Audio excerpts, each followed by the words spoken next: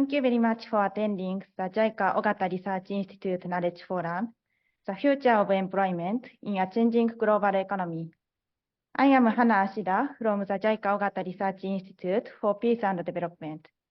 I will be your guide today. Let me begin by inviting Dr. Akihiko Tanaka, President of JICA, to make the opening remarks. Dr. Tanaka, please take the floor.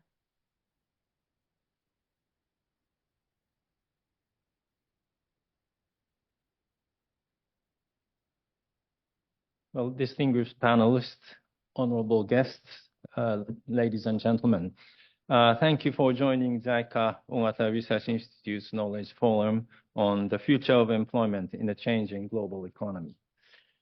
On behalf of JICA, I have the great honor extending a warm welcome to Professor Joe Stiglitz, Professor Akbar Norman, and Professor Arjun Jayadeva. Also, thank Professor Mine, Dr. Muto, and Mr. Harada in joining the panel. This forum will highlight the evolving nature of employment, one of the most important and complex issues the world faces today. In recent years, we have witnessed how economic crisis caused by the COVID-19 pandemic contributed to a sharp decline in labor demand. It severely affected vulnerable groups with little means to cope. Another emerging challenge is the impact of digital transformation on employment. Digital transformation has the unprecedented potential to lift many people out of poverty. However, there is a parallel concern that certain technologies, such as artificial intelligence, threaten to take away jobs. Demographic transitions also shape employment trends. Developing countries, particularly in Africa, confront the task of creating enough jobs for the growing youth population over the coming decades.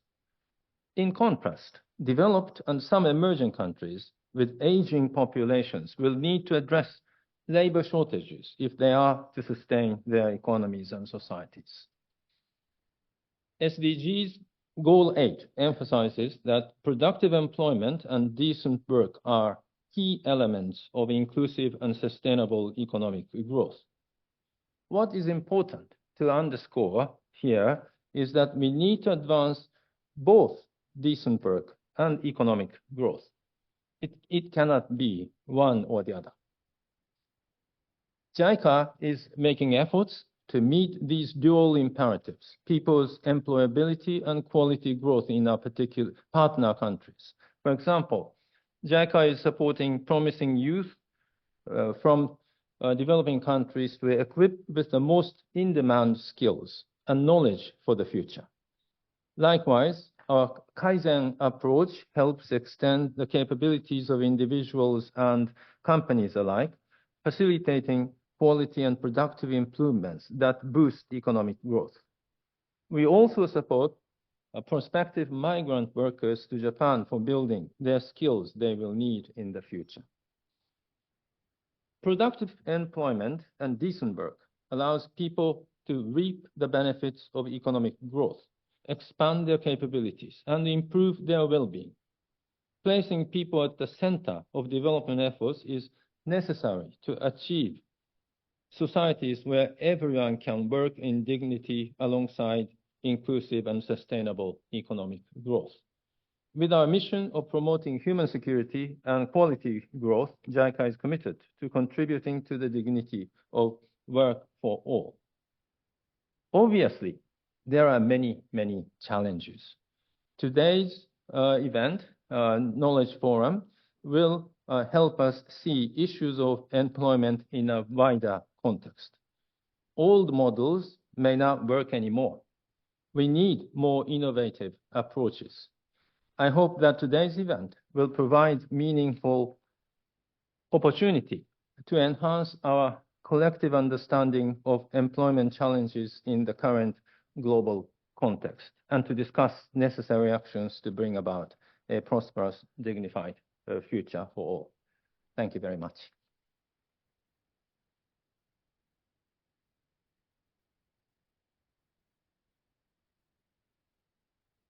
Thank you very much, Dr. Tanaka. Ladies and gentlemen, please welcome Dr. Joseph Stiglitz, University Professor at Columbia University and President of the Initiative for Policy Dialogue.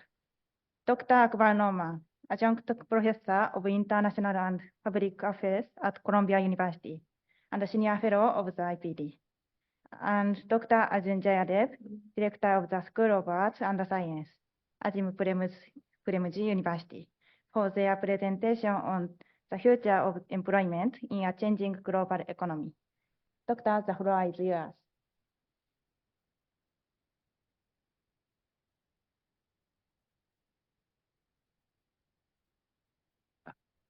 Thank you very much for this opportunity to be here once again. Thank you very much, Tanaka-san, for the introduction, which I think set the scene very well for the subject, the importance of employment and good jobs for the development and for the well-being of those in the developing world. We've had a fruitful collaboration in the production of a book, which will be out in due time from Columbia University Press on the research project. What I want to do today is to summarize some of just a few of the insights at a fairly high level of discussion. And I'm going to begin by a few remarks setting the scene. The next slide, please. In the past, there's been a particular model of development that has worked very well, and that is manufacturing export-led growth. To understand why it's been so successful has been one of the sources of our inquiry. Development is a complex concept. It's not just about increases of standard of living, not even increases of standard of living in a sustainable way. There are countries that have had, based on oil revenues, for instance, increases of standard of living, but it hasn't really been development. It hasn't been a modernization. And modernization involves changes in mindsets, openness, the importance of science. It's something that Japan went through with the Meiji Restoration, and then after World War II was a major change in the development of Japan.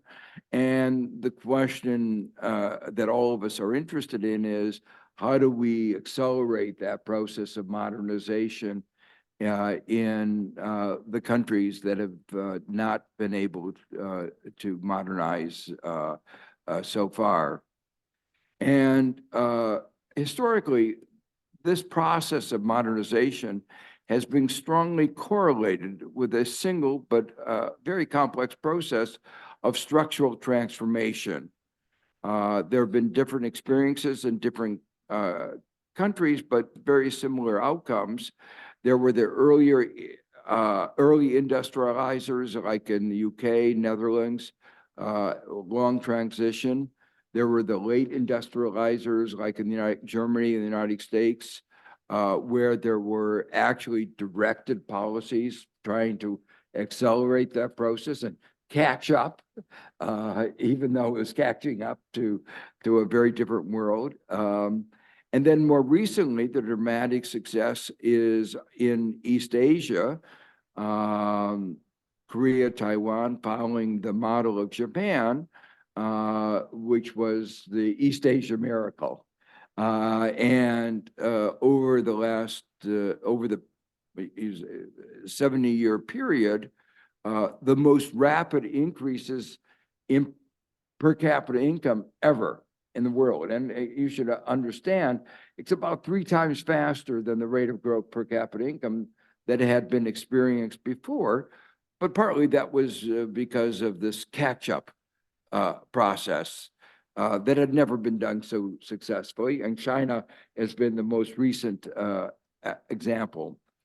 And part of the success in each of these countries has been finding gainful employment and climbing up the value chain.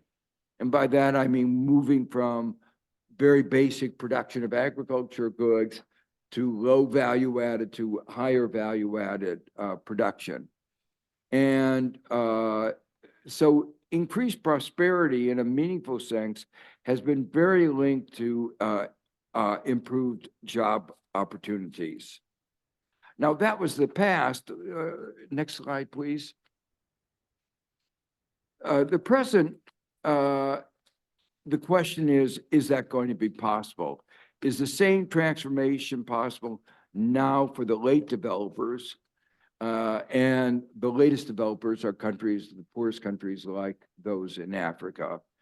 And we're going to share this afternoon some reasons for skepticism. And one has to understand those reasons for skepticism because in one way or another, they have to frame the national and international responses that we are going to need. So other countries, even ones that have grown relatively quickly and in some ways might be considered successful, have not been as successful in job creation. And so one of the things that we highlighted in our book was the disconnect that has arisen between economic growth, as usually measured, and job creation, particularly good job creation. And I'll explain a little bit about the distinction. But India highlights, India has been growing at 6% a year, or actually faster than China. Some years it's actually gone as fast as 9%. But most of the employment that has been generated in the last 2 decades has been in the informal sector. And that's despite a booming service sector. In Latin America, jobless growth is an endemic phenomena. And again, the real problem of formal sector job growth. Job growth has been most largely in the informal sector. And what we're going to be focusing a lot is on sub-Saharan Africa, where the structural transformation has been slow and there remain, barring some exceptions, high levels of unemployment, particularly urban unemployment. And overall, and particularly in Africa, there is a problem with what is called premature deindustrialization.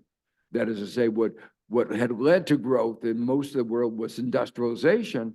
And what's so remarkable is that in many, on average in Africa, there's been a deindustrialization process. Next slide.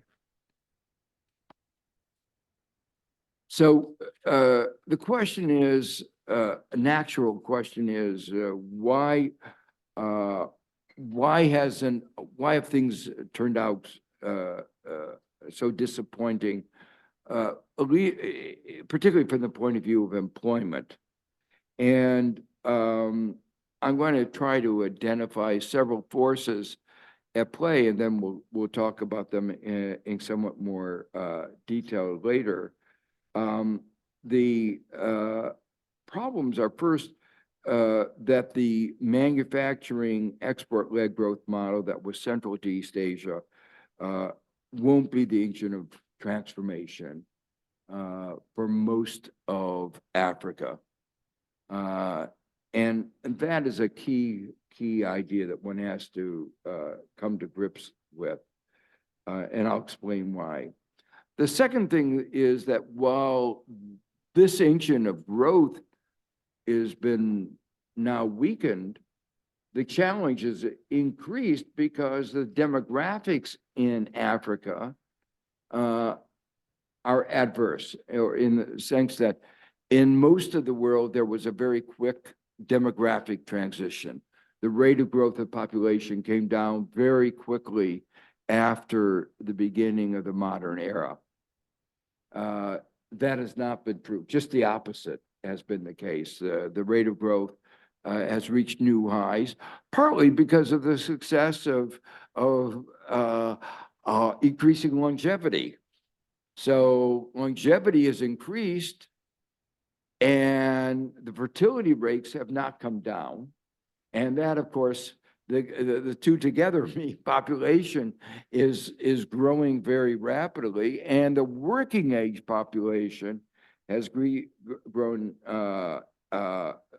accordingly even more. The dimension of this problem can be put in a number of different ways. More than 100% of all the new entrants into the labor force between now and 2100 are going to be in Africa. So if you want to think about where you're going to need job creation, it has to be in Africa. And yet that is going to be the part of the world that's most challenged. Even if all the new manufacturing jobs were to shift to Africa, it wouldn't solve Africa's employment problem. Even if all the jobs in China in manufacturing were to shift to Africa, it wouldn't solve Africa's employment problem. It would only be about 10% of Africa's employment problem. So that just gives you the magnitude of the challenge ahead.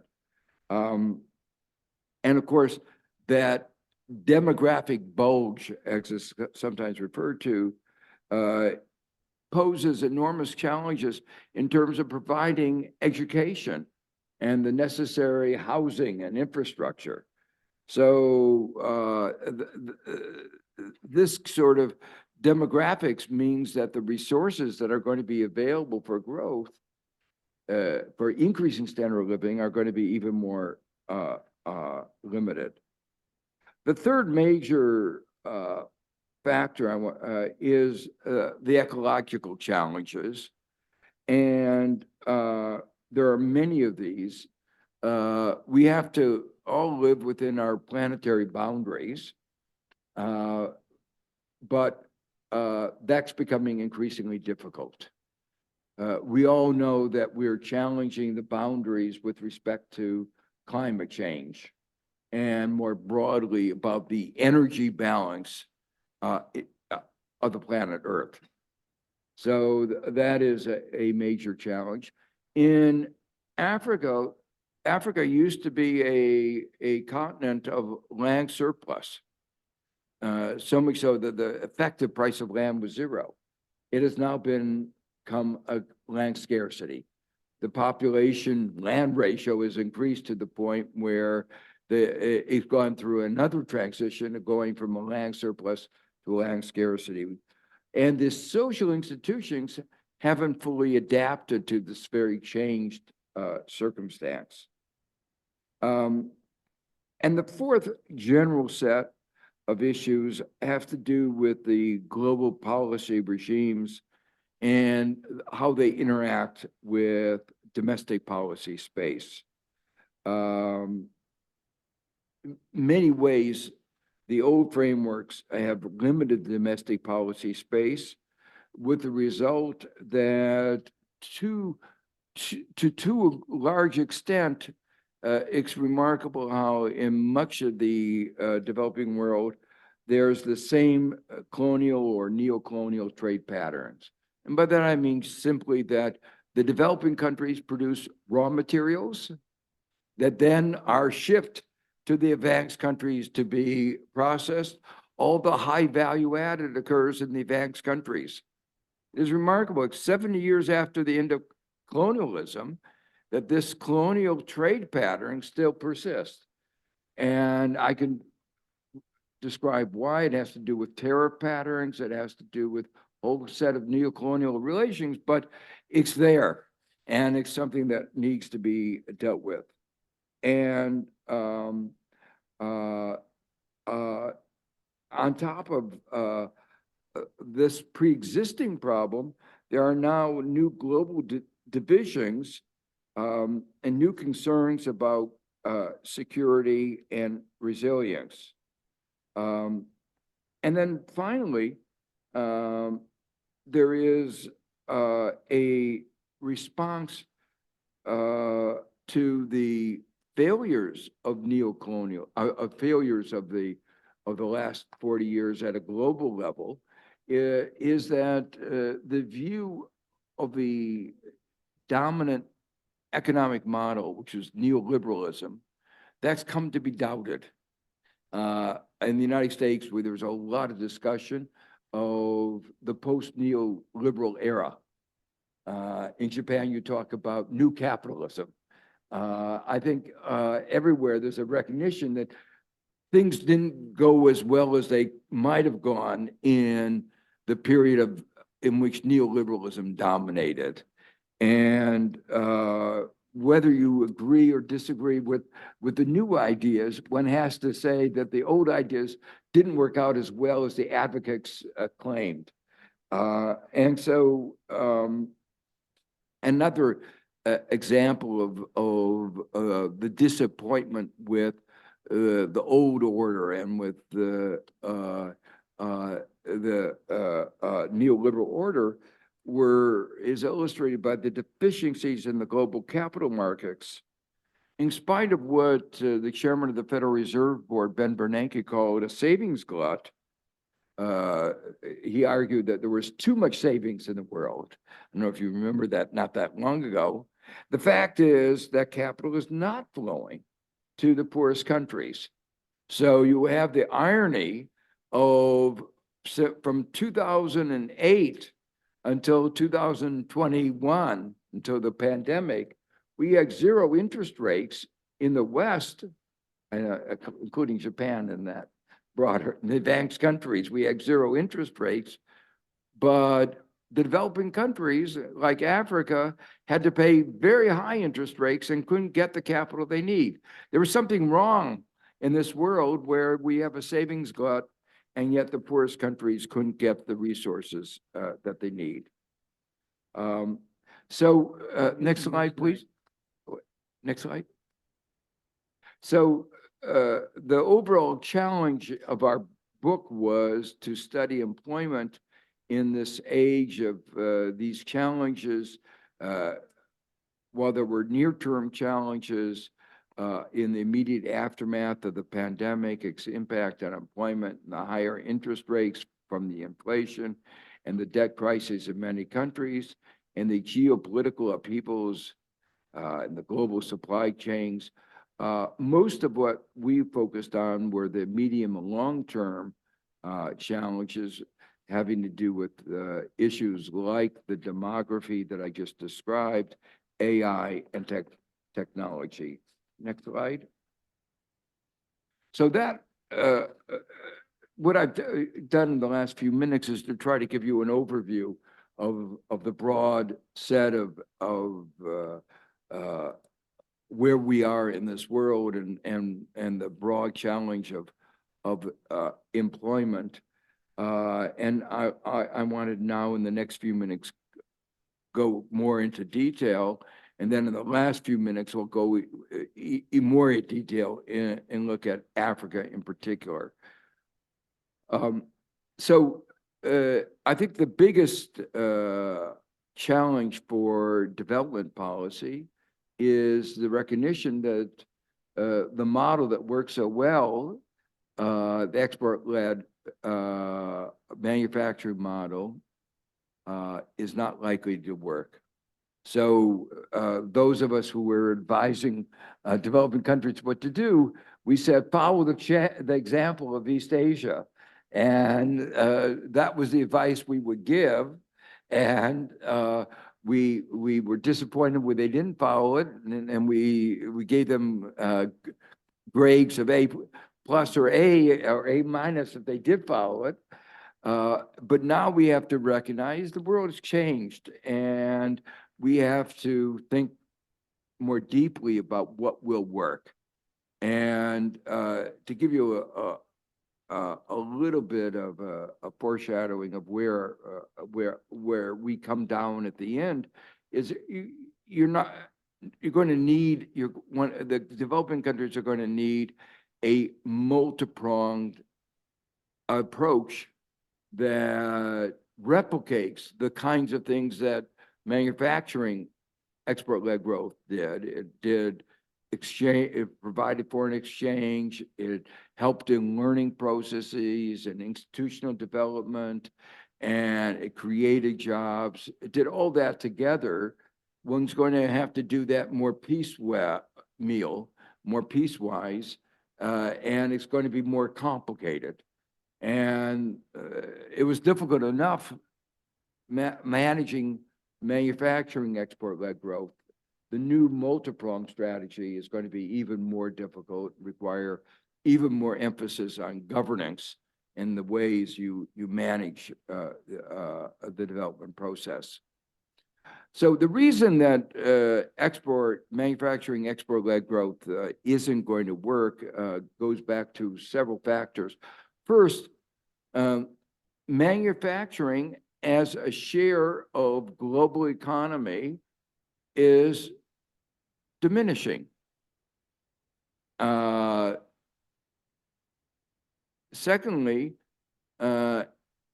manufacturing employment as a share of global employment is diminishing even faster for the simple reason that there is an increase in labor productivity in manufacturing that's faster than elsewhere. Thirdly, the comparative advantage of developing countries in manufacturing is diminishing because labor is no longer so important. So cheap labor was really important when you needed a lot of labor. But if you don't use any labor, cheap labor doesn't make any difference. So that helps set the scene why manufacturing export-led growth is going to have a real difficulty. And that's illustrated by the fact that there is reshoring of manufacturing to the United States. We're not a low-wage economy, but it's viable for manufacturing to come back to the United States because machines replace labor. And even a relatively expensive machine can be cheaper than the cheapest labor. So we're making shirts in the United States, we're making shoes in the United States, we're doing a lot of those things in a competitive way. We can compete with China in manufacturing, in areas like some areas of textiles and these lower grades because of the role of machines. And there is a general sense that this problem is going to get worse with robotics and AI because our machines will get better and better. And our machines will be able to make machines.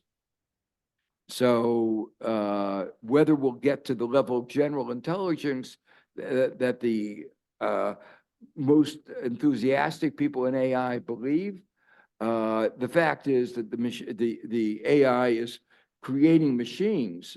So it's not only that AI, some of us have the idea that AI is going to be affecting the kinds of jobs that we do or journalists do or, white collar jobs.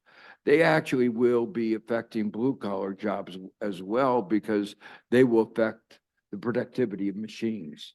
And so that's the basic reason for the end of the manufacturing export-led model. It's worth noting that China continued to maintain and expand its share of lower value-added manufacturing exports long into its development process. Now, one might have thought that won't those, as wages go up in China, help Africa? Won't they, those jobs move? And the point is, I already point out that won't create enough jobs, but in fact, even as they've begun to move, the bulk of manufacturing exports that have been relocated have been concentrated in a few countries like Vietnam, Malaysia, and Bangladesh. And in each of these cases, these countries had more capacity to take advantage of what was going on. And part of the problem is that success in manufacturing requires being integrated into the global supply chain. So it requires logistics, and it requires resilience and quality, and that means reliability. And China managed that, Vietnam has managed that, but most of the countries in Africa, with a few exceptions, have not been able to manage that. So that leads to the question, well, if manufacturing isn't going to work, what might? Next slide. Well, the first question is, what about services? Services are now in the United States over 80% of the economy, and that's the natural direction to go. But outside of Asia, manufacturing-led export development strategy faces serious headwinds, and service sectors have absorbed labor that is shed from agriculture. But services is a catch-all term that includes both high productivity formal jobs and low productivity precarious and informal jobs. And one of the interesting points that were raised in several of the chapters of the book was that some of the countries in Africa were making a transition to services, but they weren't the high quality services that represented development transformation. They were the low quality services of the street vendor. They were the gray sector that isn't really the route to modernization. So in a sense, they were in many cases disguised unemployment. There's a distinction between moving out of agriculture versus moving into real modern sector employment.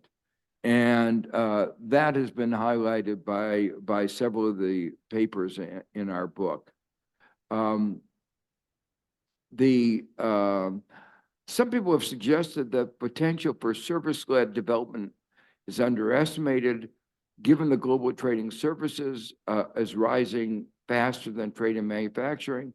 The benefits of scale and ease of near costless transport make that sector much more accessible to developing countries. That's what some people think, but the evidence is limited. The example we gave before about India, where we had a very successful service sector and actually exports, a lot of export of service sector, but it didn't create many formal sector jobs. And more and more of the jobs that are actually being created are in the more low skill and hardly modernized sectors of the economy. One example of the concern that some of us have about the service sector jobs was illustrated. I was at a conference. I go to a conference every year in Silicon Valley at Facebook, just to get a feeling for what's going on in AI and to go inside the belly of the beast. Every year, I mean, it's always interesting because every year there's a new issue, whether it's large language model, generative AI. One of the topics was the threat of AI to employment. And there was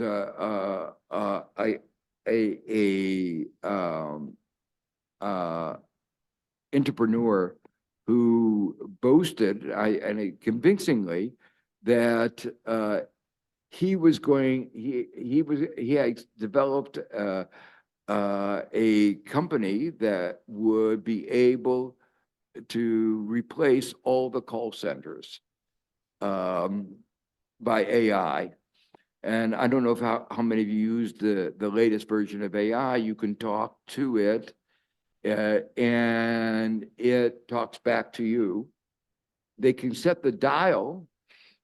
They have the dial now set so that the computer sounds like a computer, because people don't like to feel like they're being deceived.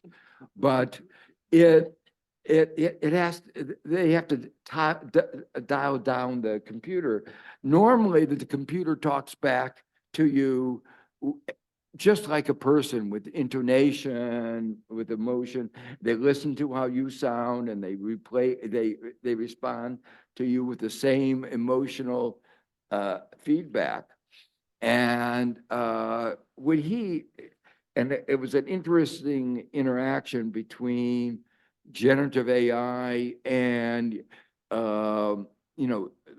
ability. The problem with generative AI is it's almost right a lot of the time, but sometimes very wrong.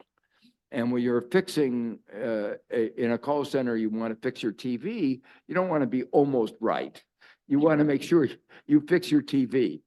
And so they have this call center where you can call up, and they ask you what model it is and how old it is, and so they look up then in the handbook for that particular model for that particular year, and then they have a whole diagnostic, that begins with, have you plugged in your TV?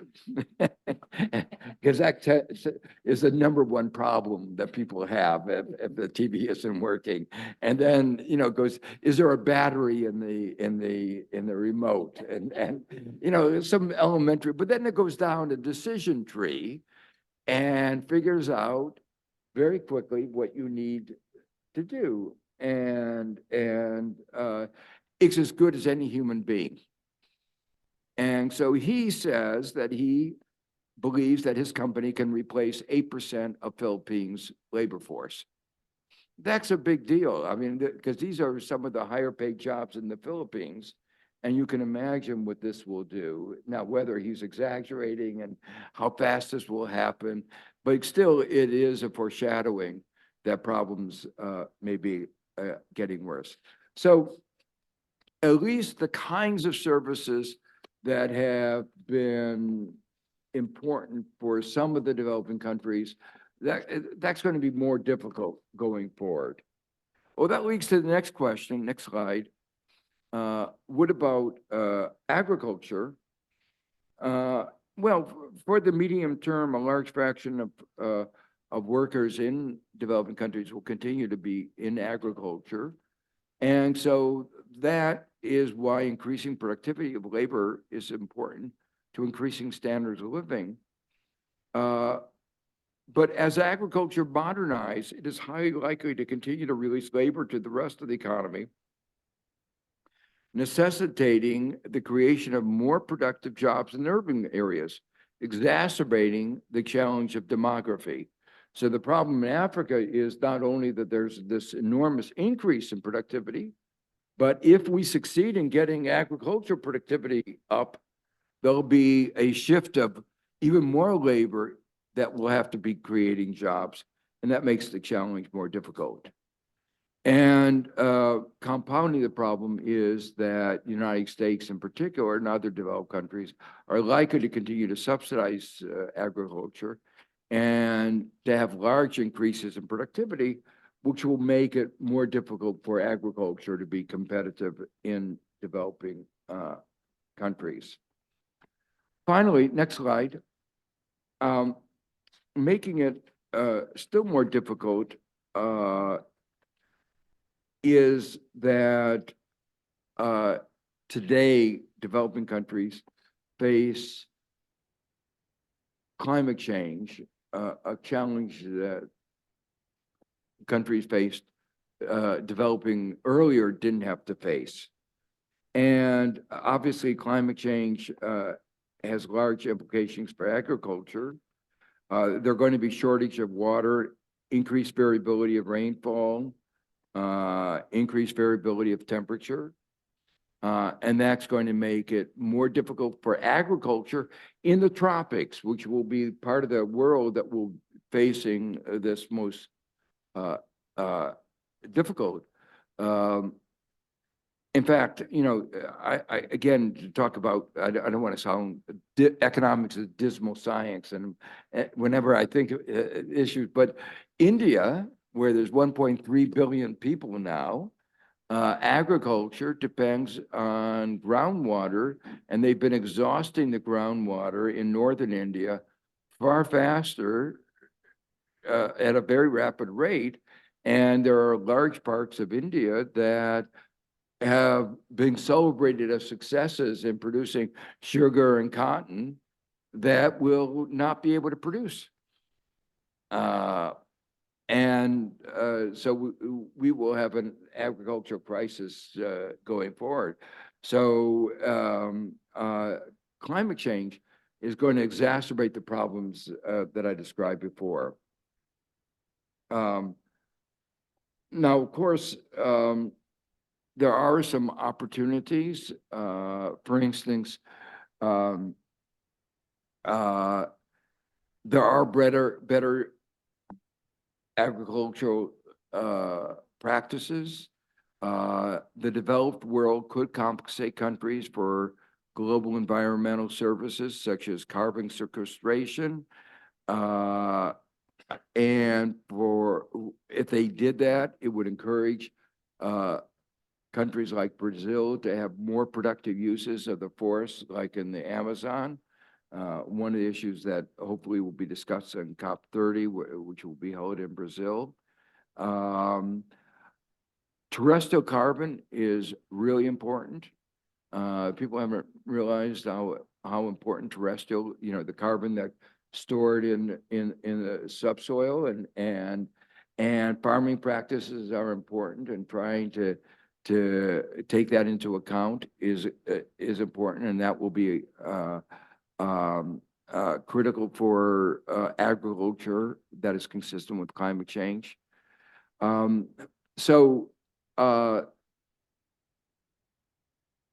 Anybody, you know,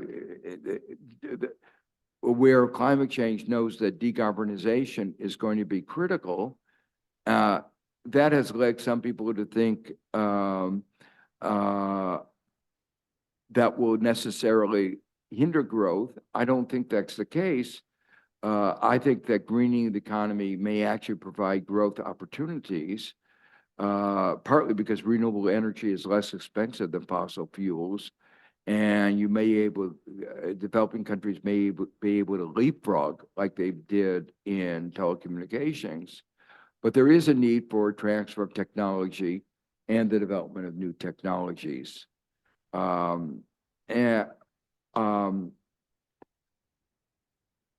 Finally, with respect to the ecological constraints facing developing countries, even with the best of intentions, the advanced countries will be imposing green protective measures. And that is going to be a problem. They're going to be imposing standards that are going to be hard to meet and hard to certify. So, for instance, Europe has imposed these restraints on importing agricultural produce that it comes from newly deforested land. And the developing countries have to certify that the land is not newly deforested.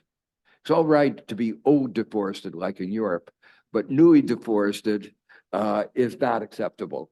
And of course, it's not only newly forested, but it's how you certify that they're newly deforested. I realize I'm going slower than I had planned to go, so let me go a little faster. I have 15 minutes to go through the rest of what I want to talk about.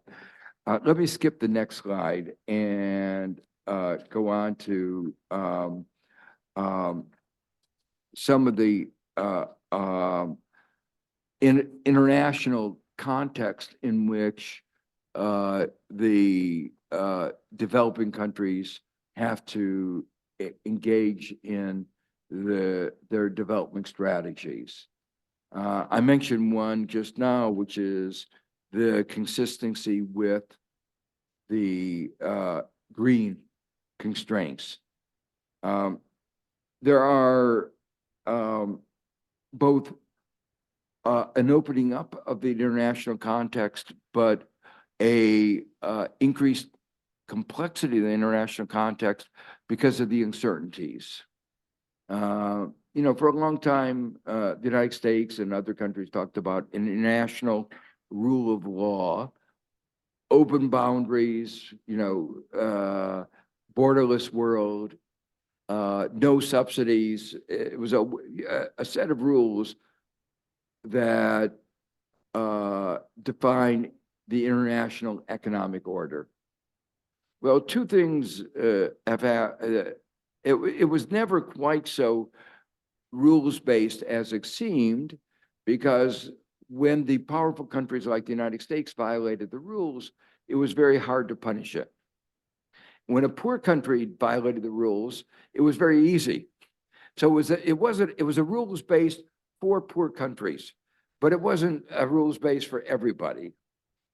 And then the United States refused to allow the appointment of new judges at the WTO panel.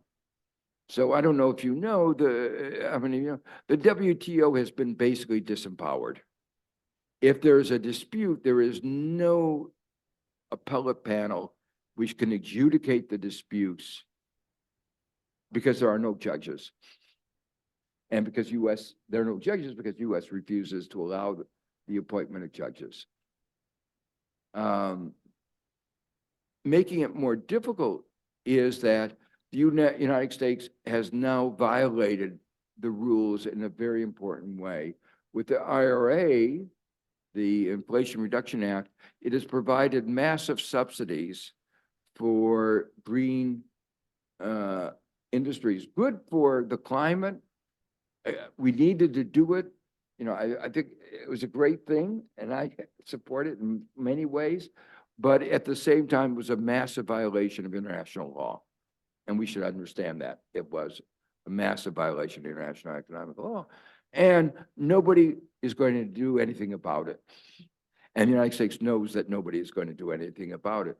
But it creates an international environment with two aspects to it. One of them is enormous asymmetry. The developing countries can't respond. They don't have the resources to respond. Even Europe, I talked to senior leaders in Europe, and they complain to me about America. They say, we can't respond because we don't have the money that America has. So if European leaders are complaining, you can imagine what developing countries feel about what has gone on. But secondly, it creates a world of uncertainty because no one knows what the rule book is. And that makes it very difficult for developing countries. There are a whole set of other changes that have given countries more space, but with more ambiguity. So I mentioned on the slide, IMF has embraced capital controls. There are compulsory licenses for health and climate, but in COVID-19, the WTO refused to give a vaccine waiver, and that led to vaccine apartheid. And then Europe and US are moving away from investment agreements, which have tied the hands of developing countries, but the speed with which this happens is not so clear. So next slide. one of the, on the positive side, one of the positive things is that the world has become polarized. And you would say, why is that a positive thing? Well, there's more competition. And the developing countries may benefit from this competition in the sense that they, in the war for winning the hearts and minds of those in the third world, there may be more resources going to the third world, more openness to global rules that benefit developing countries. But on the other hand, there may be more of a confrontation where developing countries will be asked, which side are you on? And that will be very difficult. And we're already seeing some of that in advanced technology. The United States has said to countries, if you use highway products from China, you cannot be integrated into our system. So they're being asked to make a choice. And that will be very difficult for these countries. Next slide. I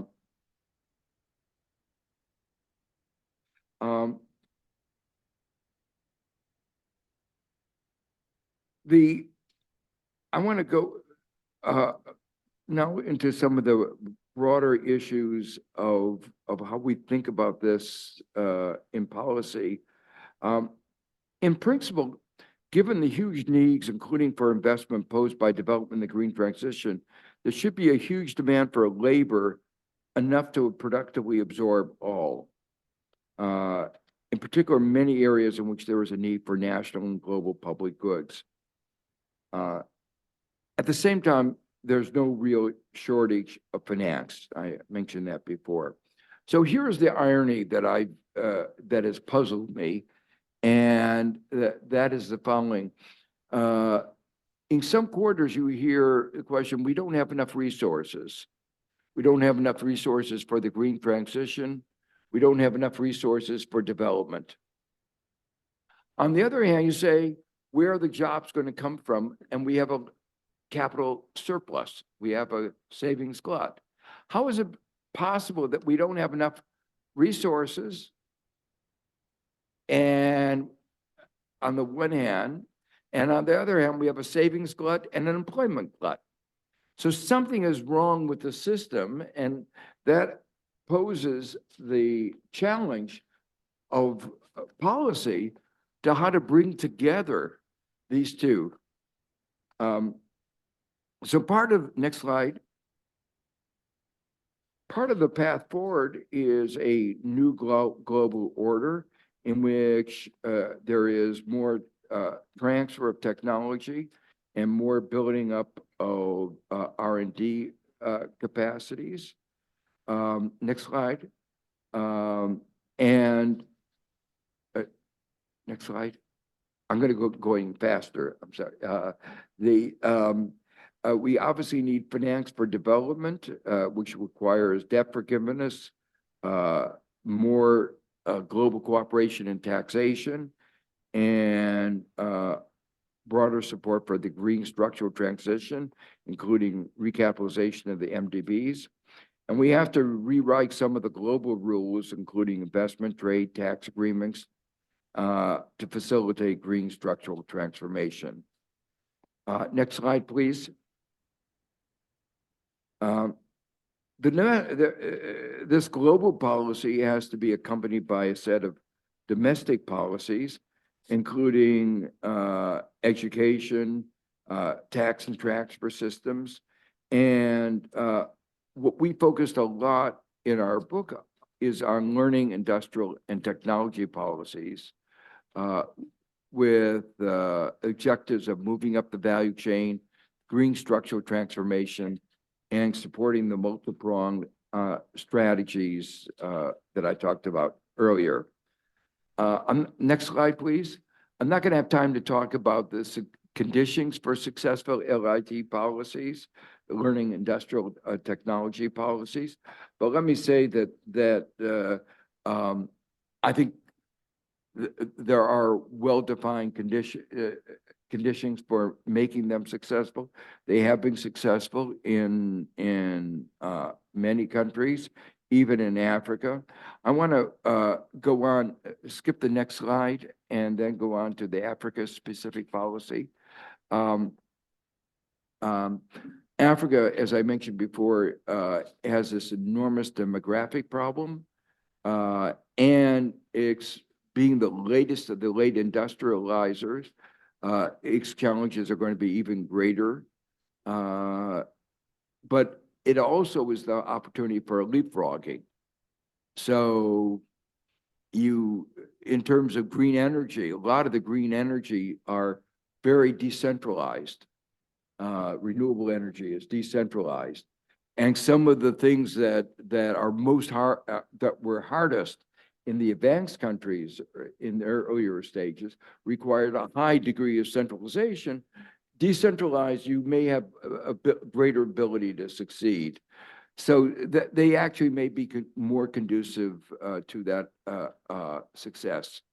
It's obvious to us that Africa needs to accelerate its demographic transition.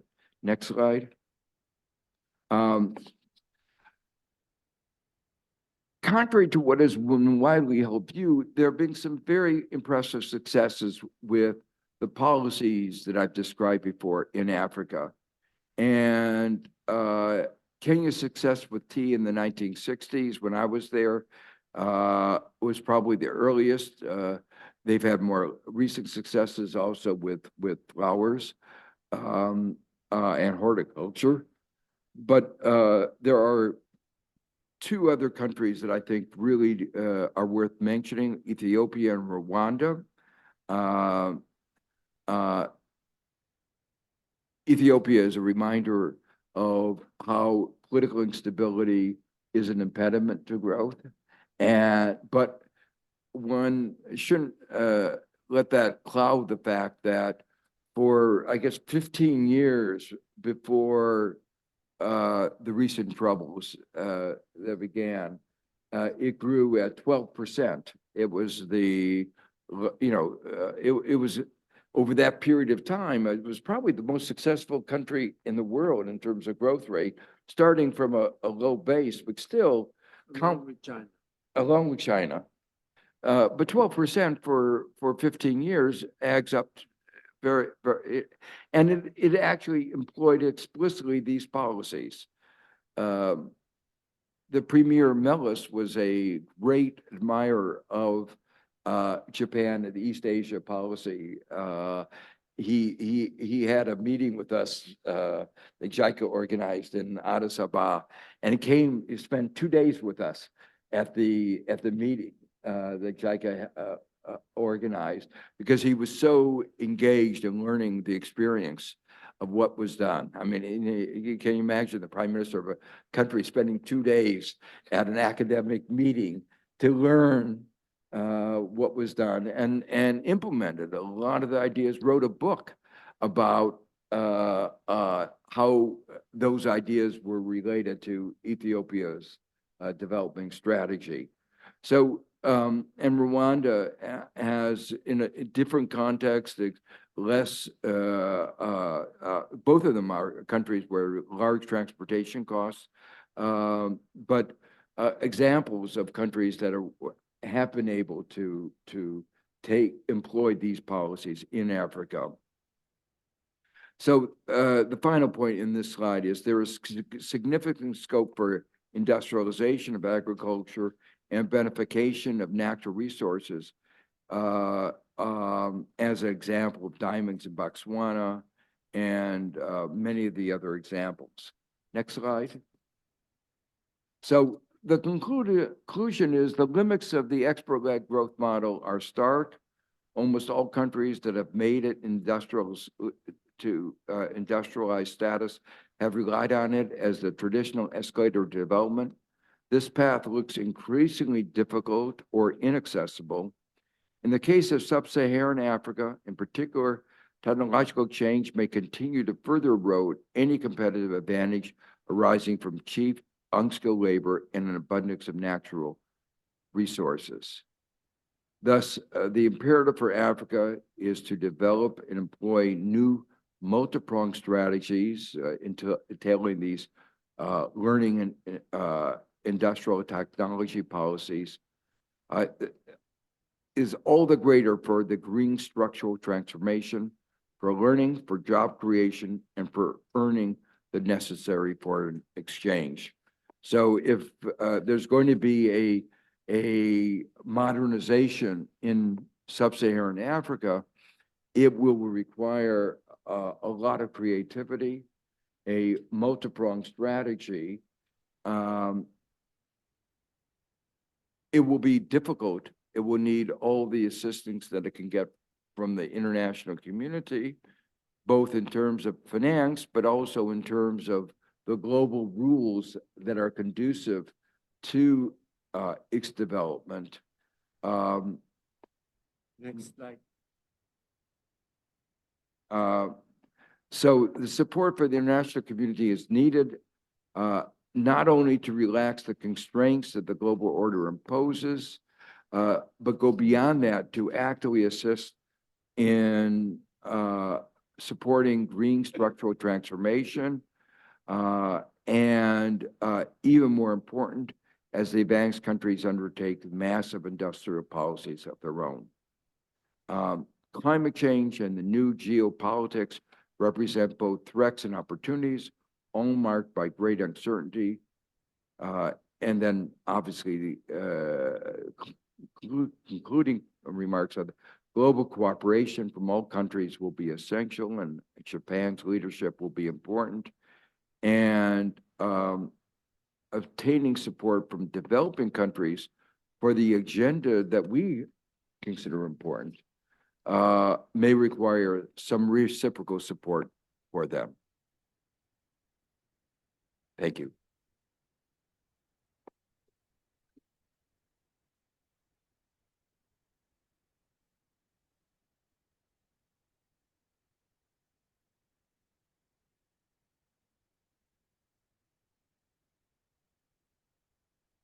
Thank you very much, Dr. Stiglitz. I would now like to invite Professor Yoichi Mine, Executive Director, and Dr. Megumi Muto, Vice President JICA, as our commentators. And our moderator today will be Mr. Tetsuya Harada, Executive Senior Research Fellow, JICA Ogata Research Institute. After this session, we will take some of the questions from the audience and move directly to the question and answer session. So during the panel discussion, for those attending online, please send your questions to the panelists using the Q&A button at the bottom of your Zoom. For those at the auditorium, please raise your hand in the Q&A session. Let us begin. Mr. Harada, please take the floor. Hey, thank you. My name is Tetsuya Harada. I'm an Executive Senior Research Fellow of JICA Ogata Research Institute. And I'm very much honored to be here as a moderator for today's discussion and also for Q&A session. So, Professor Stiglitz, thank you very much for your presentation, which covers not just the global employment, but also some other important issues like climate change and also sort of world economic orders, which are also related to the employment issues.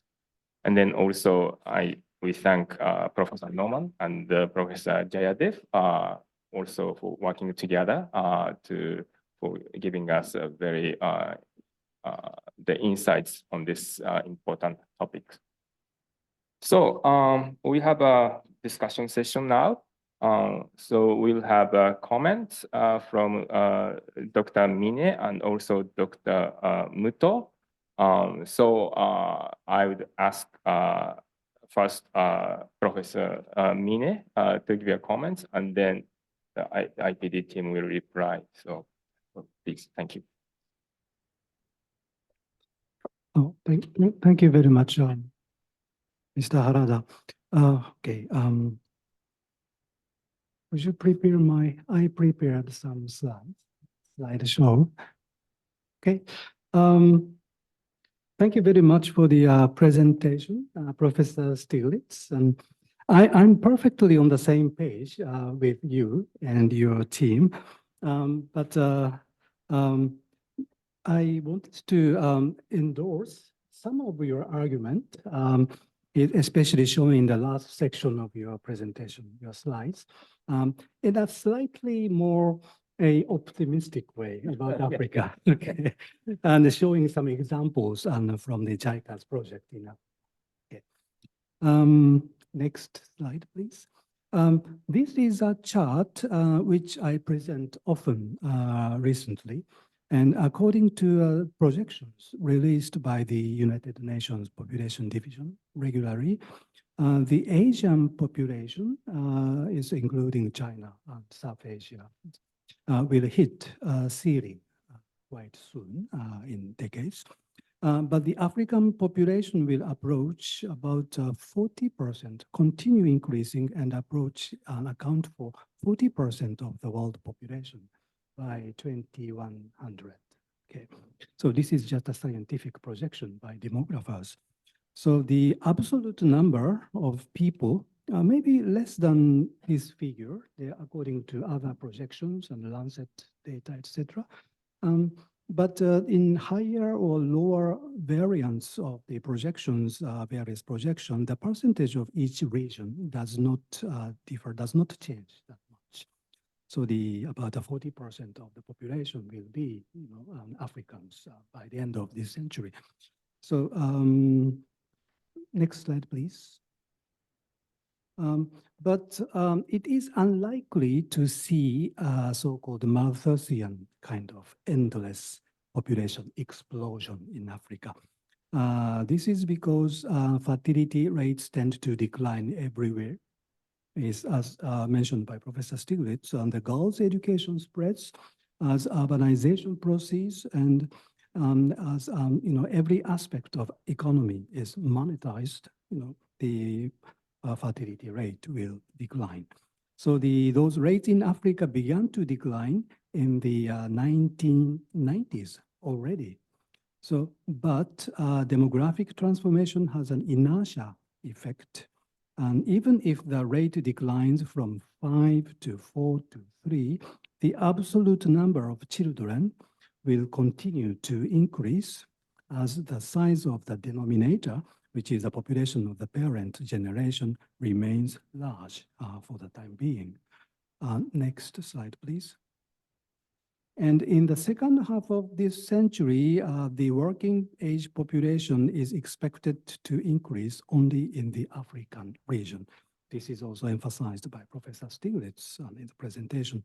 So, but will this youth bulge be a demographic dividend or welcome dividend, or a source of global, the source of global political and economic insecurities? So we have actually no definite answer.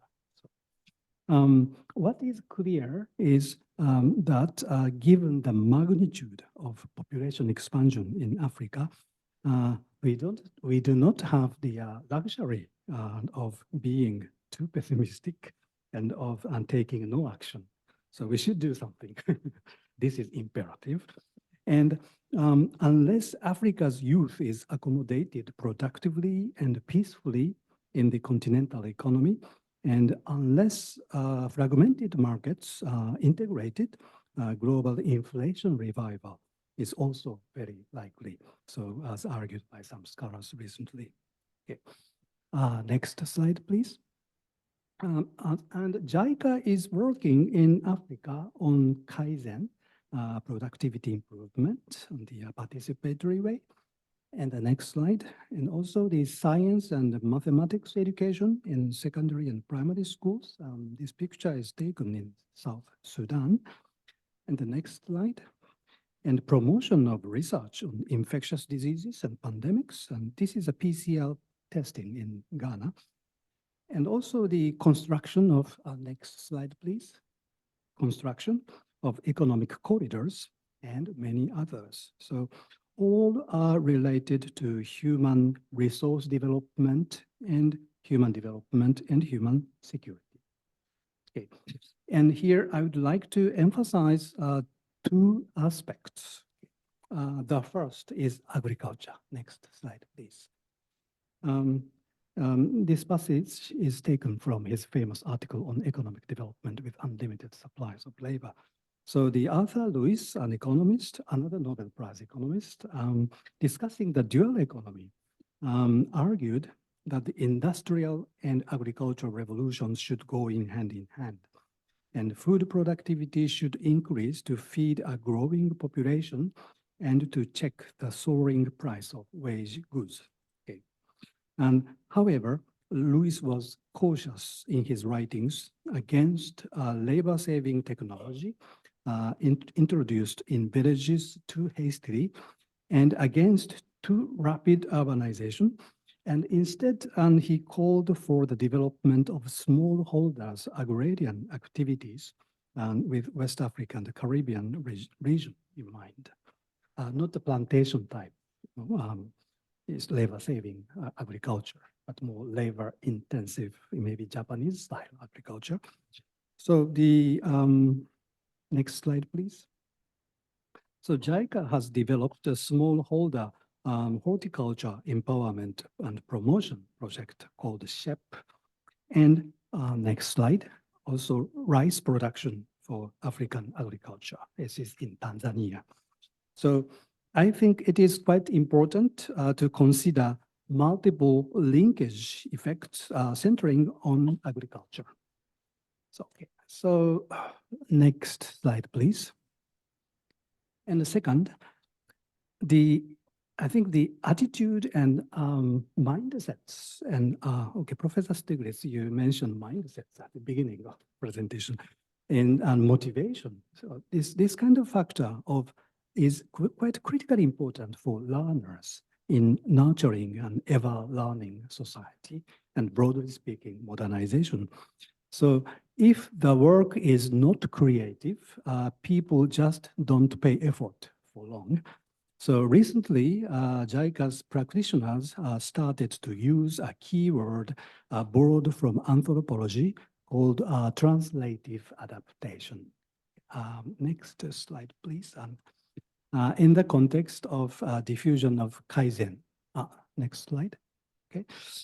In modernization processes, one size does not fit all.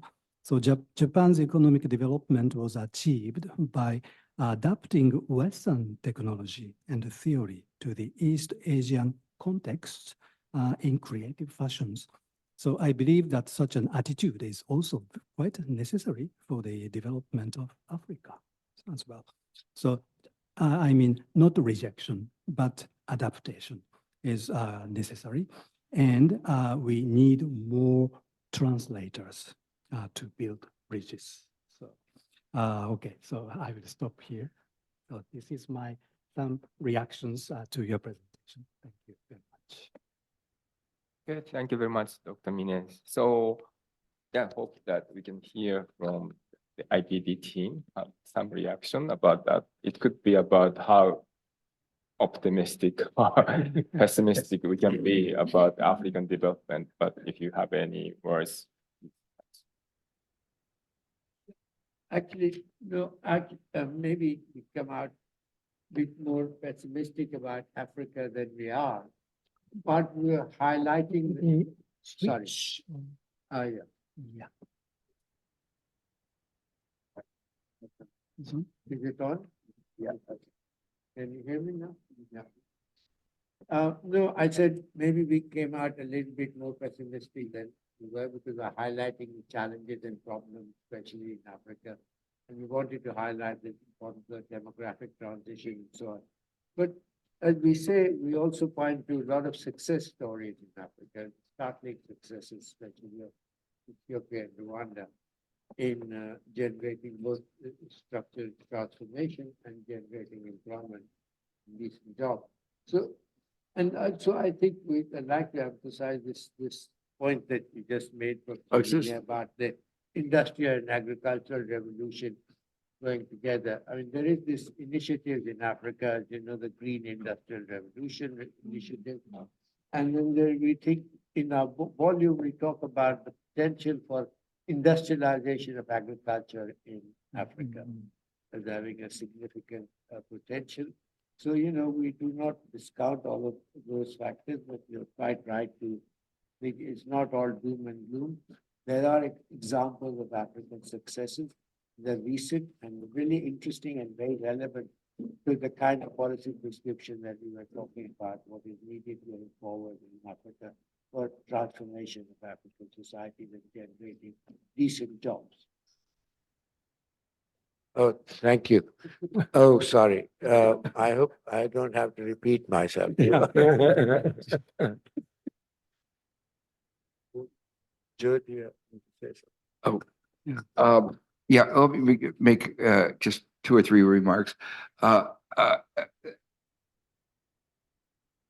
think some optimism, but not maybe quite as optimistic as you.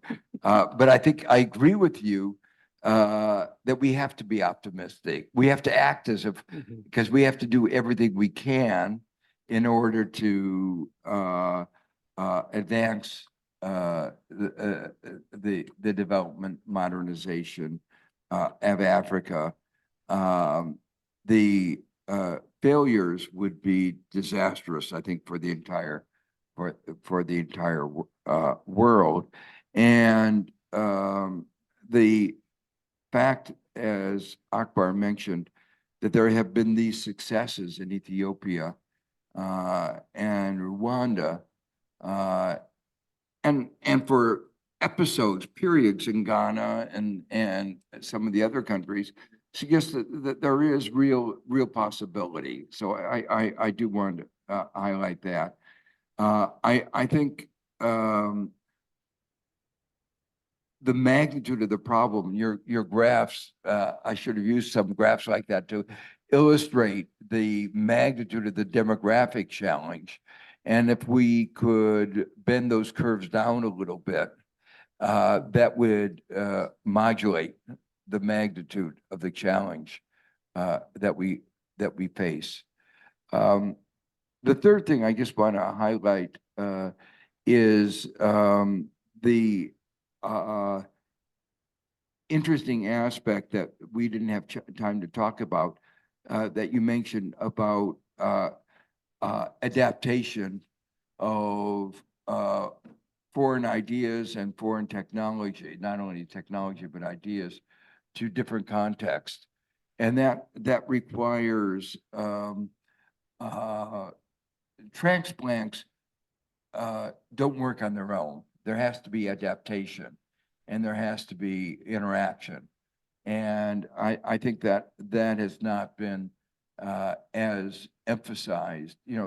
Some countries have managed that adaptation on their own, but what is very clear is the imposition of a development model from the outside isn't going to work.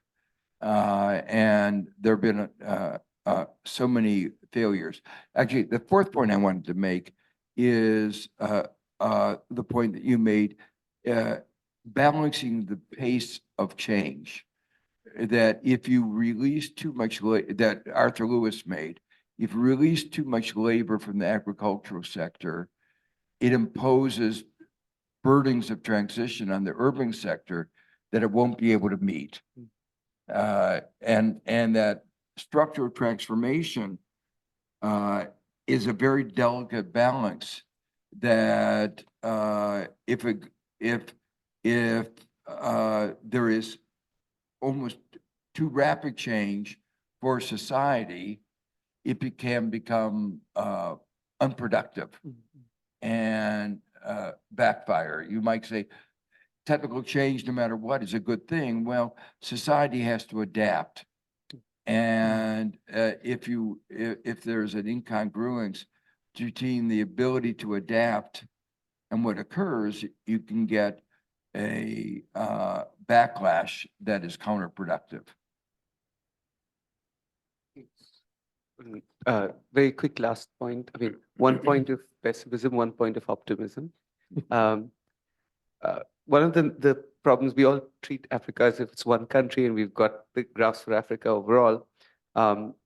some of the findings from our the demography paper that we have in our in the volume is that in fact there's a huge amount of variation. In some places, it's alarmingly much closer than the transition of working age population coming in is in the next 10 years, 40% and 50% increases. So the question is an urgent question. So that's the point of pessimism. The point of optimism, other chapters have actually started to look at two kind of sectors which we alluded to, the green sector possibilities and what they call purple jobs, which are care sector jobs, in fact have fairly large multipliers.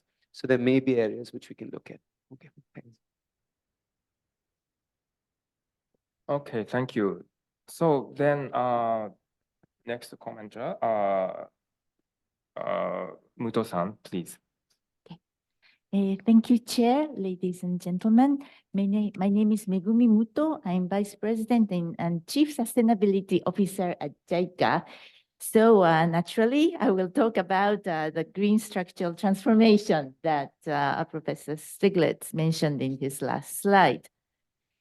Maybe people in this room have read about moving people from coal-related jobs to renewable-related jobs. Maybe that is green jobs, green transformation. I thought that way until very recently.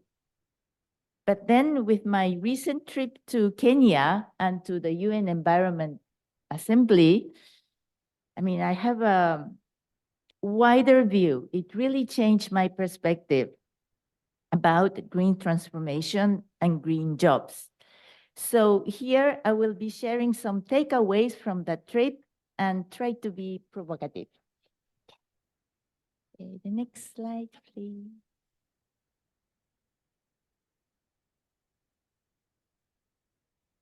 No, the one before.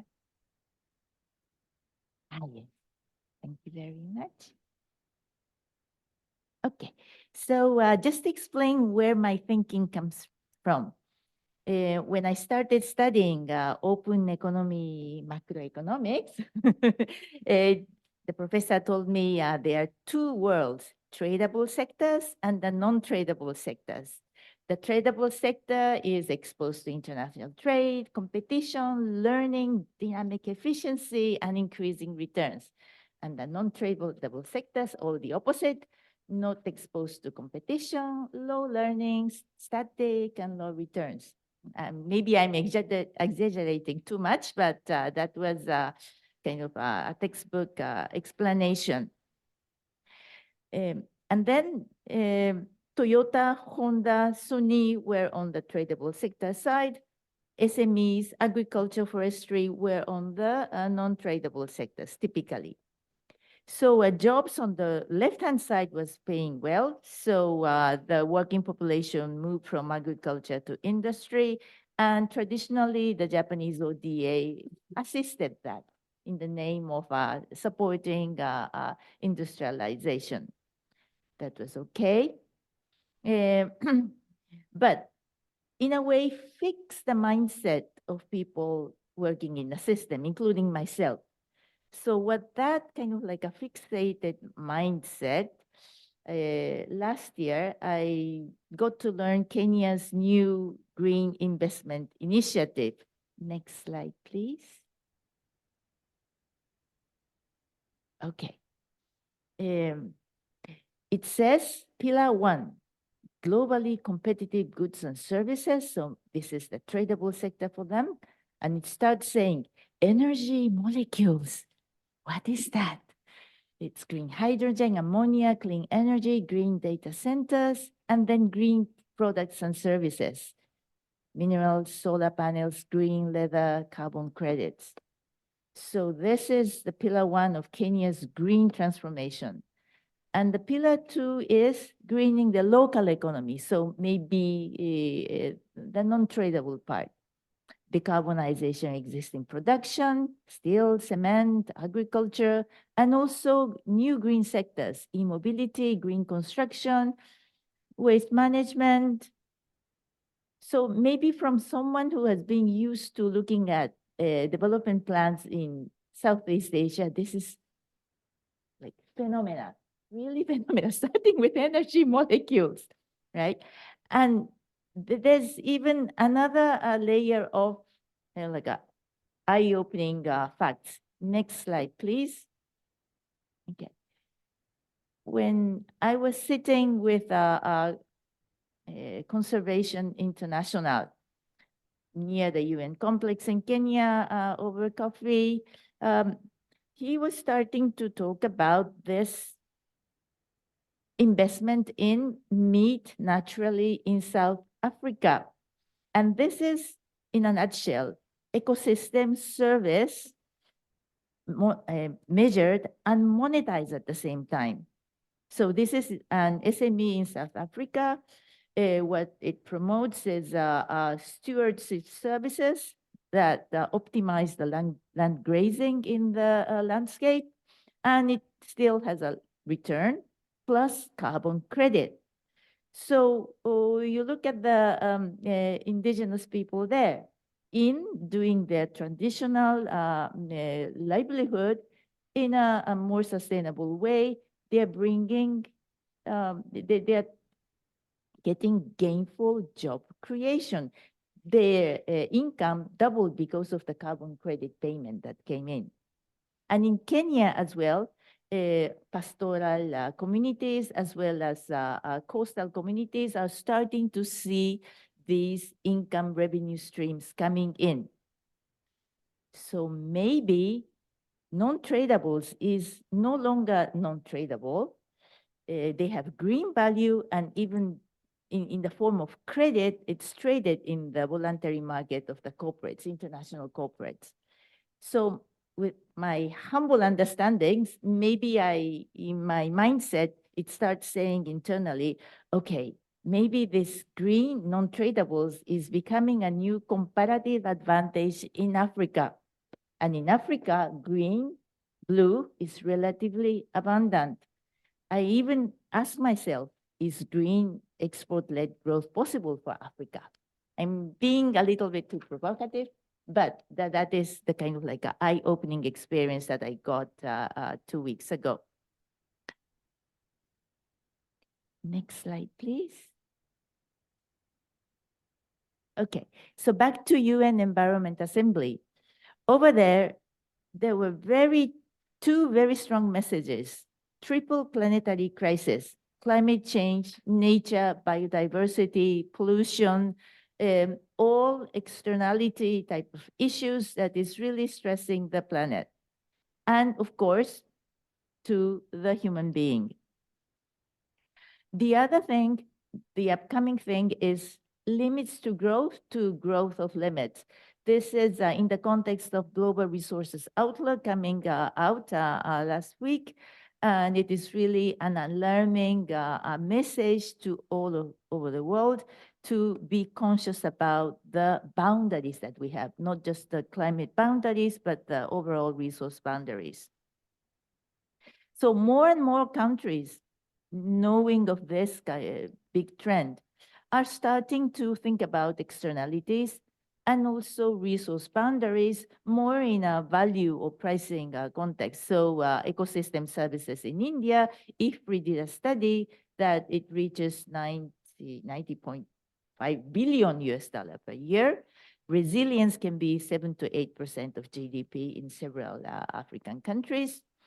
And as you already know very well, carbon credit investments flow is increasing, and also there's potential of natural credits coming into the picture. At the UN Environment Assembly, they were already started talking about natural credits in the context of the TNFD. Of course, when we think about these externalities, we have to think about positive externalities and negative externalities vis-a-vis other SDGs as well. So we have to be a little bit careful. Next slide, please. So I'm just showing one slide that the Office of Sustainability in JICA shared to me. There's an ongoing study in JICA looking at the left-hand side is all these climate-related activities, and in the horizontal, you have all the SDGs. And there are areas that have mostly synergies, but also synergies and trade-offs. So we have to be very careful in getting into this broad arena of looking at valuing externalities. We have to think about the negative ones as well. But all in all, this is a very, I personally think this is a great news for JICA. Next slide, please. Last one. Yeah. When we look at the externalities and resource boundaries, it is a new opportunity for JICA. We can work on our technical assistances with the theme of taxes, subsidies, regulations, design, or as we all do, try to think about an innovative project with maximum synergies and minimum trade-offs. And then through the financing side, we can think more about sustainability or impact investments, and also endeavor into carbon and nature create markets. So there are so many things to do with an optimistic sense towards the future. Thank you. Thank you very much. It was a very interesting, thank you very much. Very interesting comments. And I wish you were contributing a paper to a volume on this subject. But no, we do have actually, there is a paper which does complement what you were saying in the volume, which is by, we didn't talk about everything in great detail. It's hard to summarize it in our presentation, several hundred pages. There's a paper by Antonio Andreoni and Simon Roberts on the green transition in employment in Africa, focusing in particular on Southern Africa as the region, but general applicability to much of Africa, which is more positive along the lines that you are about the possibility of employment generation through green transition in Africa. So thank you very much for highlighting it. But yeah, let me emphasize a couple points. One of them I already made, which is that a lot of the green technologies are very decentralized, and that is a big advantage for sub-Saharan Africa. In the same way they leapfrogged in telecommunications, they went to cell phones. You didn't need the wires that you had before. Renewable energy allows you to have solar panels. It's rich in natural resources, in sunlight, and so you can get energy even in places where it would have been difficult otherwise. And that highlights another general point on climate change that I didn't stress, which is that parts of the world that have fossil fuels are going to have diminished wealth because the value of their asset is going to go down. And that's going to be a very big challenge because there are some countries like Angola and Nigeria that are very dependent on fossil fuels. But there are many other countries in Africa whose wealth is going to go up because they will be able to harness the sunlight.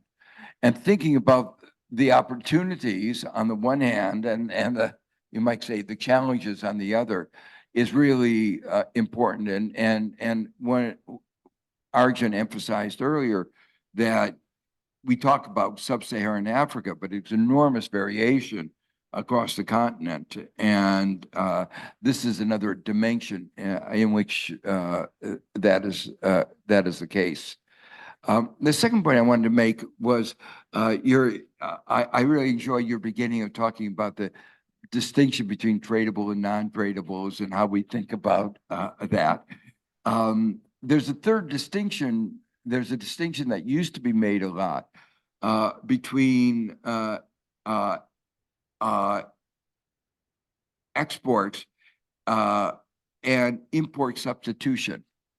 And import substitution industrial policy was viewed in a very negative way, whereas export-led industrial policy was very positive. And I think that what's going on now in the United States and elsewhere with green industrial policy. Our green industrial policy is an is not export oriented. It will have consequences for exports, but it's oriented at trying to save the environment and actually creating jobs in the United States. And so it's a real illustration of a non-tradable import substitution, because it's substituting for imported energy. And that's true in many of these other countries that engage in renewable energies. They are import or reducing the demand for energy is import substitution. You don't have to import energy from abroad. I think that thinking about going outside the traditional boundaries of, export is the way to grow is important. And I think that was one of our messages, that just because exports were the way to grow for 50 years and very, very successfully, doesn't have to be the case in the future, but we have to learn, why was it successful? Why was that such a successful model? And try to think about how we can make sure that these new non-tradable, import substitution are also successful. That I think is really one of the key lessons. The third point I wanted to make is that some of the ideas that you talked about will only be successful if we have the right international environment. So carbon credits only work for developing countries in the context of an international regime for carbon credits. And on your slide, you mentioned $1.2 billion. That's a lot of money, but it's also very little money. I mean, in the global economy, $1.2 billion is and there should be obviously a lot more carbon credits. And that's going to be important for carbon sequestration, some of the agricultural issues of terrestrial carbon, getting these carbon credit systems working better is going to be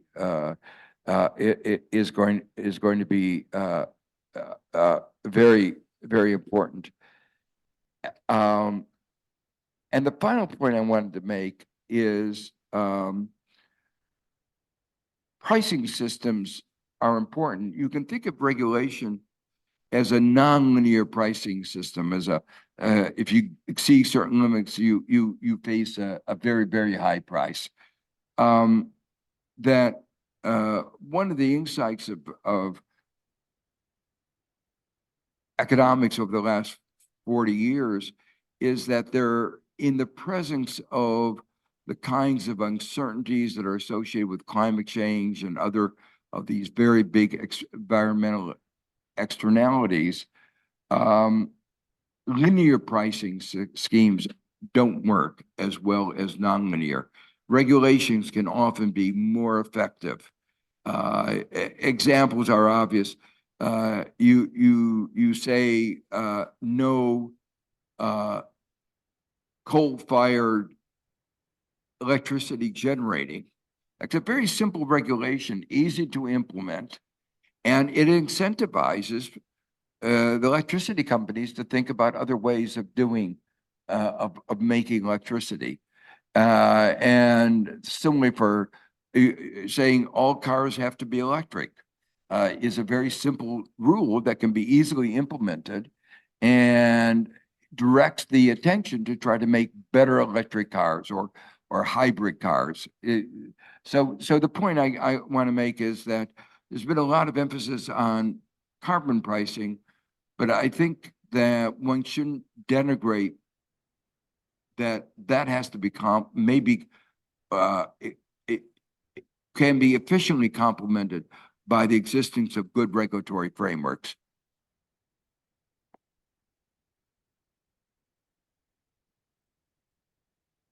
Okay, thank you very much. Okay, so let's maybe move on to Q&A session. Maybe before asking the floor to pose some questions, let me ask one question which I've already received even before this event. It is about the impact of AI on the employment, in particularly in developing countries. I know in advanced countries, there is a huge debate going on about the magnitude of the AI on employment. So in developing countries, you view the situation in the same manner or it's something different? Well, I think that I think that at an abstract level, it's very similar. The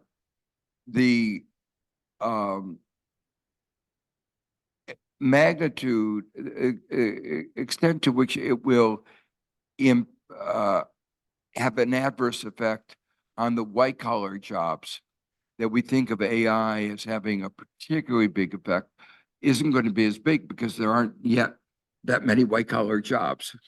The back offices that are being replaced are not going to be are not there. On the other hand, it makes the challenge of job creation all the more difficult because you think of one of the big service sector jobs was finance, and what growth of finance was not just the bankers but all the people who supported them.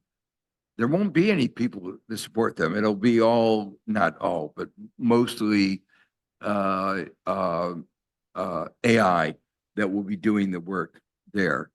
So I think that in many of the areas we're talking about, the non-tradable sector, the service sector, Arjun talked about the purple sector carrying economy. I think AI is going to be very slow in replacing those jobs. Tourism is not going to be very slow in replacing those jobs. So it's very sector specific. Over the long run, as I suggested, its impact may be much broader because it will affect, it will be able to affect how we do lots of different things, but that's going to take a long time. Just to give you one example of the contrast, about 10 years ago, I was at a meeting with the head of Google, and he predicted that there would be no more truck driver jobs because self-driven trucks would replace human truck drivers. Well, it hasn't happened. It's been very slow. Even the carless, the driverless cars have been very slow. But in San Francisco, you can get a driverless taxi if you want to, and if you're brave enough. So it is beginning, but it is very, very slow. Very quickly, in the book, there are 3 chapters which have different regions in which actually this question is asked. One is South Africa, one is the Middle East and North African region, one's in Bangladesh. And each place, there is actually more of a threat than we had actually imagined at the outset using the standard techniques. But they are different. For example, Bangladesh, actually the managerial workforce might be replaced, was one of the findings. But overall, it's more than we'd expected.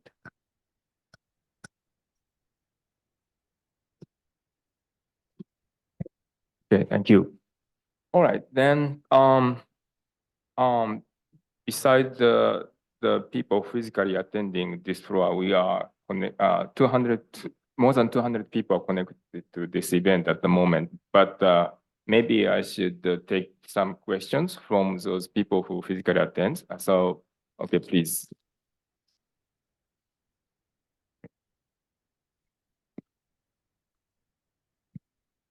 Prof.Stiglitz, Sakio Uchi from the Yomiuri Shimbun. There's a new Japanese which is being used quite a lot. it is Moshi Tora. Moshi means what if, Tora is short for Trump. How should the world who cares about climate change or development in Africa prepare for Moshi Tora? How should we prepare for a second Trump administration in terms of African development and climate change? I think the way I think the world should prepare is to have greater resolve to move ahead on climate change and to think about more rapid necessity of implementing cross-border taxes, what are called cross-border adjustments. Why do I say that?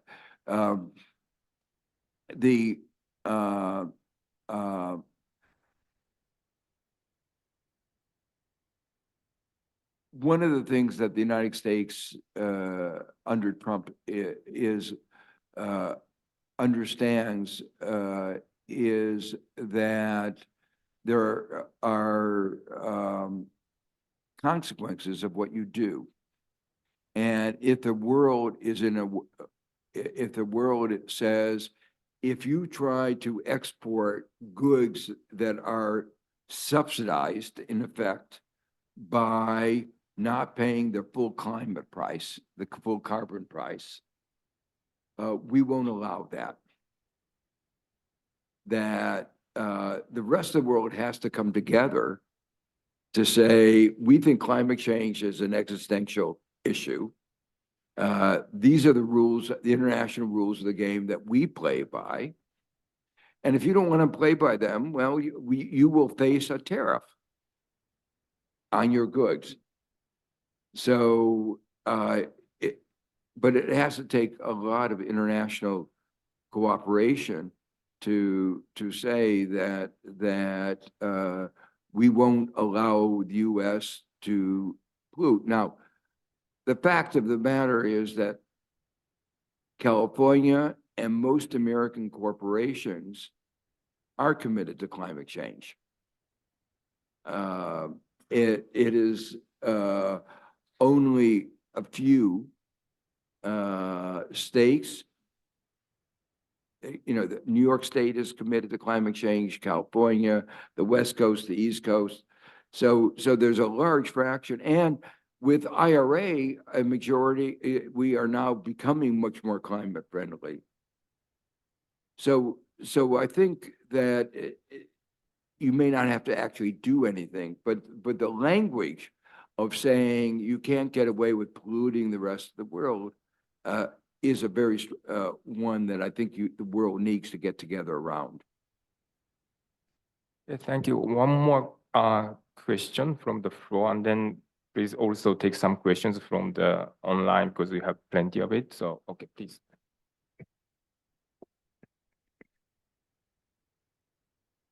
Thank you very much.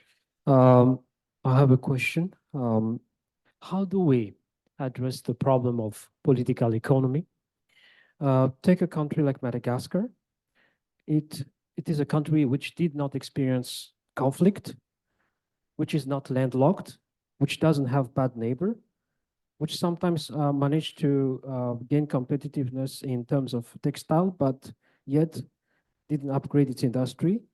This is the country that experienced a fall in GDP per capita compared to other countries. So how do we manage to deal with the political economy issues? And can we still talk about global value chain in fragmented world? Thank you very much.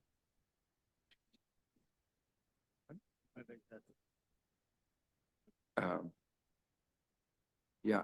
I mean, one of the key problems in Africa in general is the political economy, that governance is. We did an earlier book about governance in Africa and development. One of the slides that I talked about is necessary for the success of some of the policies that we talk about is good governance. Now, unfortunately, it's easier to say, have good governance to tell you how to go about doing it. Countries like Ethiopia that had good economic policies for a very long time, then suddenly had a change in government, even though the previous government had tried to establish conditions that would lead to a stable government. You know, it had actually thought about many of the issues of under Melis. They worried about how do you have a country with very different regions work together. They'd actually worked on that issue very hard. It turned out, even though they worried about it, they didn't get the answer, obviously, right. So it also highlights a point that I make all the time. You can't separate economics from politics.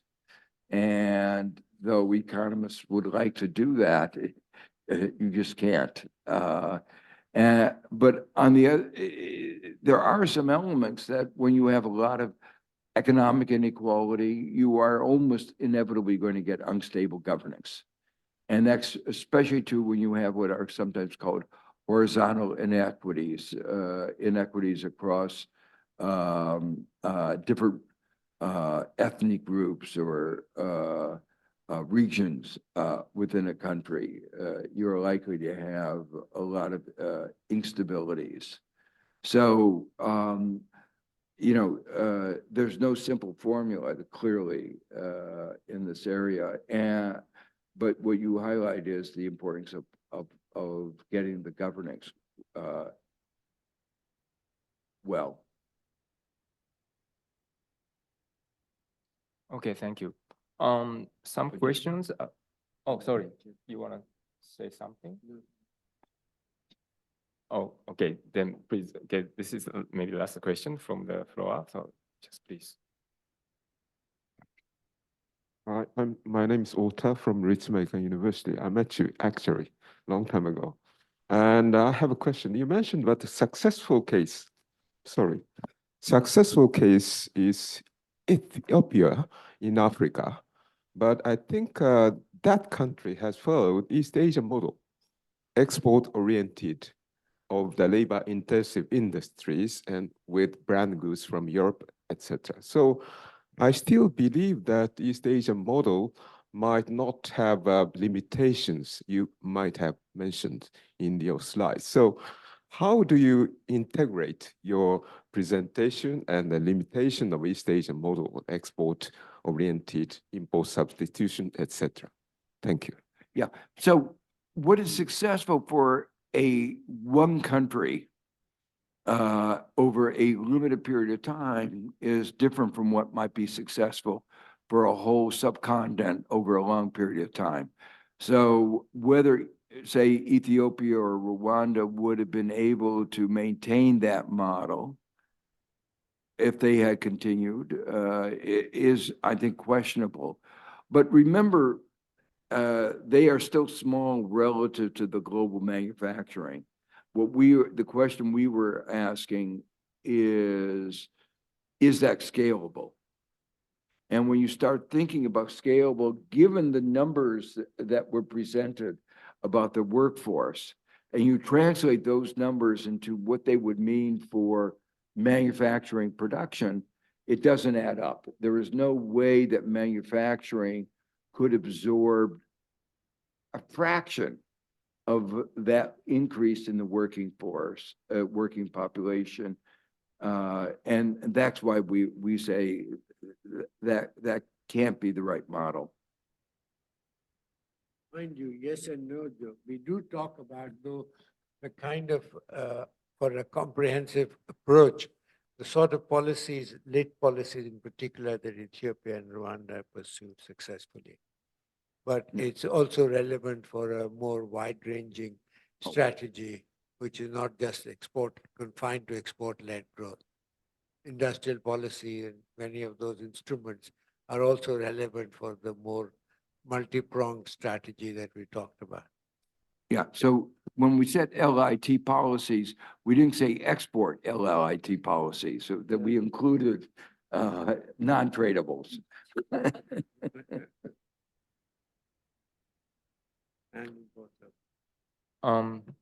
There's also some questions about the, Sub-Saharan Africa from the, online, about the performance of some countries in the past 10 years or so. Some countries like Cote d'Ivoire or Kenya, they shown relatively strong growth in the past. So, how you observe that situation, that can be the sign of a future, also bright future, or you see something different, maybe you, beside IPD team, Professor Mine, you can also jump in if you have some words. No, you have had a lot of growth in Africa of the kind which has been based on resource booms. Price of your exports generally rises of particular commodities that you specialize in. And in some cases, there's been post-conflict recovery growth. So after a lot of destruction and after some peace established, you get some growth. That's a very different kind of phenomenon than the kind of growth we were talking about, which is sustainable and which is based not on just primary commodity booms, oil discoveries. Some of the countries in Africa have grown rapidly with new oil discoveries with oil.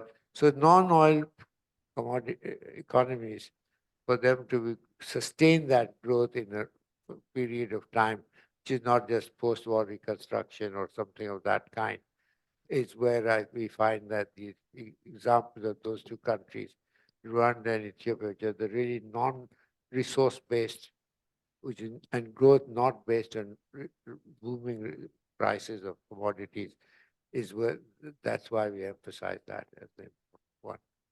Yeah, let me say, Kenya is an interesting case because it doesn't have perfect governance. Anybody following that? So you don't have to get governance perfect in order to have good growth. But the other challenge of Kenya is that it's had an enormously high population growth. So the question is, per capita income has not done as well as you would have hoped. So that, and there still are large divides within their country. So they've done some things well. And I was particularly interested in the presentation of their green initiative. They're clearly thinking things through very, in a very intelligent way. They have some big successes in finance. A lot of people, even in the United States, envy their ability to have a advanced financial system for getting financed cards to everybody. But it's not yet at the level where you'd say it's really successful in increasing per capita income.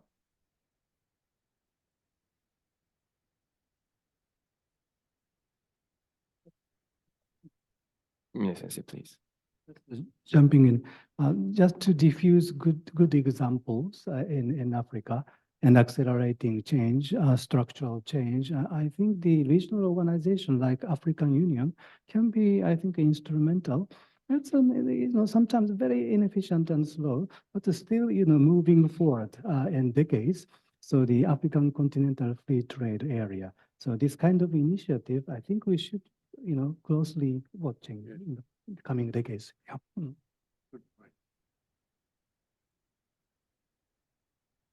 Okay, thank you. We really hope to continue, but the time is almost up. So maybe Dr. Mine, may I ask you to have some conclude some, and then we'll finish our session. Thank you. Okay, may I, Muto-san, would you like to say it's okay? Okay. Okay, so just a brief concluding remark. Thank you very much. Just, we just a bit talked about the pessimism and optimism, but this is a question of degree. So we are to some extent optimists and to some extent pessimists, but JICA is a development cooperation agency. So we invest in potential always in agriculture or green transformation or DX. We invest in, potential for the future. So this is the point I wanted to make sure. So thank you. This is our discussion is based on the research project or conclusion of the future of employment project. So I really want to continue, on some field, some exploring, some frontier, kind of topics. And, we really wanted to collaborate with you. So let's continue discussion. And so thank you very much for your coming to Japan and sharing time with all of us. So it was a very great intellectual stimulus. So thank you very much, Professor Stiglitz, and thank you very much, Professor Norman and Professor Jayadev. So thank you very much, and Harada-san and Muto-san. So big thanks. Thank you.